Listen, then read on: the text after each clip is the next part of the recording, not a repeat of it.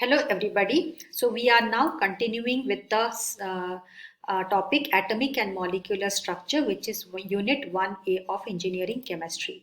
Now, under this topic, we are going through the topic of Vesper theory. And in the previous lecture, we have dealt with the postulate 1 of Vesper theory, and we have tried to explain the postulate 1 by dealing with the structure of beryllium chloride.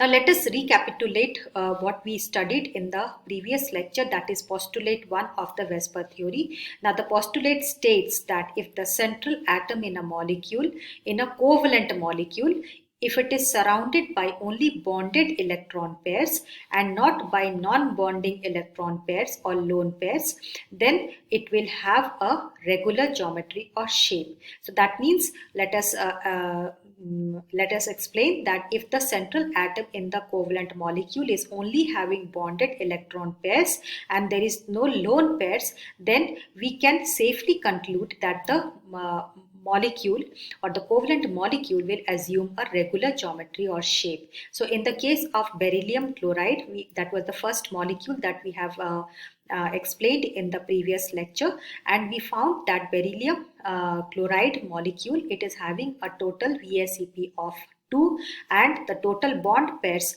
are 2. So that means the two bonded electron pairs will assume a linear shape, that means having a bond angle of 180 degrees. Now let us explain the shape of boron trichloride by taking the help of postulate 1. Now boron trichloride, let us see this diagram here. Now the boron is the central atom and it has got 3 valence electrons. So that means each electron of boron is involved in a covalent bond with an electron of a chlorine atom.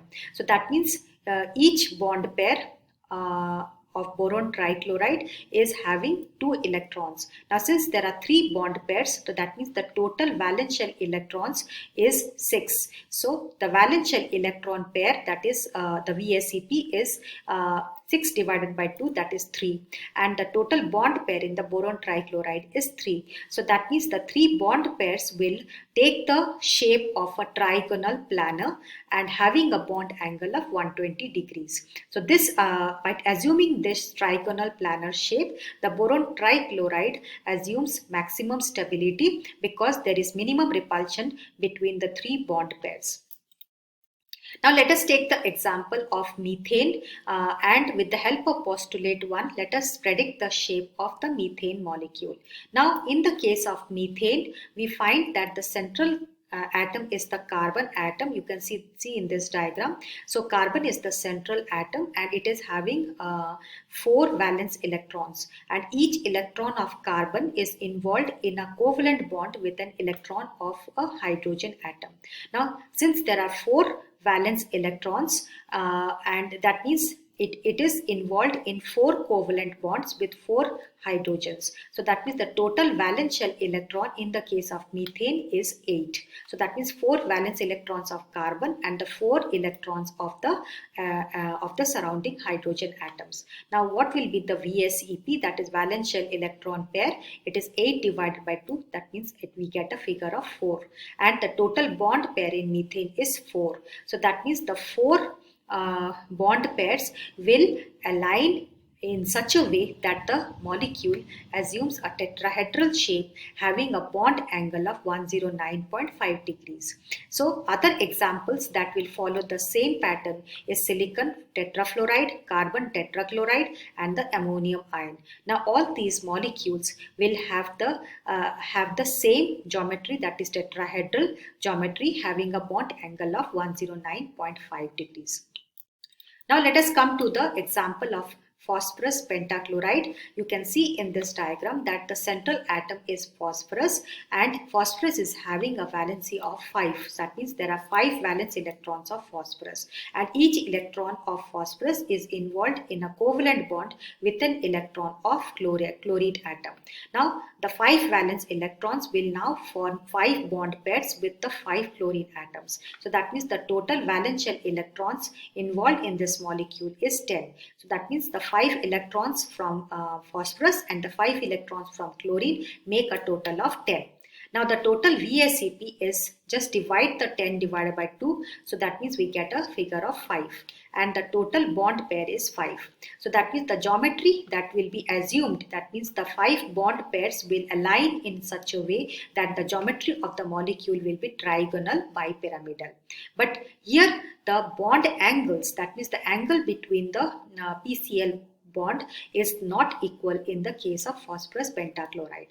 Why? Because here you can see that it is all the bond angles are not equal. Now the 3 bond pairs, that means the 3 PCl bonds, they are aligned in the same plane, making an angle of 120 degrees. So that means these 3 are aligned at an angle of 120 degrees, whereas the other 2 bond pairs, they are aligned at an angle of 90 degrees. So this is the structure of phosphorus pentachloride. Now let us take the example of sulfur hexafluoride. Here you can see that the sulfur is having it's a central atom, and it is having a total of 6 valence electrons. That means the valency of sulfur is 6. So each electron of sulfur is bonded with an electron of fluorine atom. So that means since there are 6 valence electrons, the sulfur will form 6 bond pairs with the 6 fluorine atoms. So the total valence shell electrons, that is the VSE, is 12. So 6 are coming from the 6 sulfur atoms. So 6 electrons are from the sulfur atoms, and the 6 electrons are from the 6 fluorine atoms. So that means the total VSE is 12. Now what will be the valence shell electron pair? It is, just divide the VSE by 2, so we get a figure of 6, and the total bond pair is 6. So the geometry of the molecule will be octahedral. So that means all the bond pairs will be aligned in such a way that the molecule assumes a octahedral shape, and all the bond angles are equal, having a bond angle of 90 degrees. So let us summarize the postulate 1.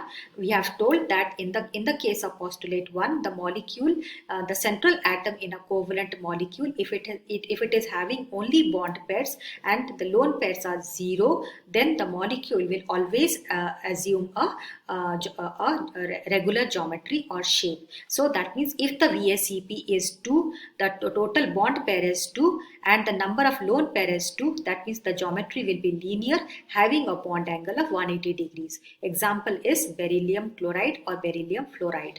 Now if the total VSEP is 3, the number of bond pair is 3, and the number of lone pair of electrons is 0, then the molecule will assume a trigonal planar shape, having a bond angle of 120 degrees, and the example is boron trichloride. Now if the total VSEP is 4 and the total bond pair is 4, then the number of lone pair is 0, then the molecule will assume a tetrahedral shape, having a bond angle of 109.5 degrees, and the example is methane.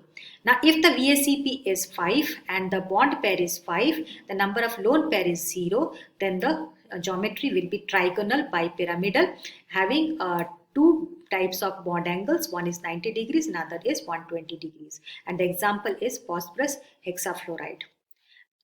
Phosphorus pentafluoride. Now if the total VSEP is 6 and the number of bond pair is 6 and the number of lone pair of electrons is 0, then the geometry will be octahedral, having a bond angle of 90 degrees, and the example is sulfur hexafluoride. So this is all about postulate 1. In the coming slide or in the coming lecture, we will be dealing with postulate 2 of the Vesper theory.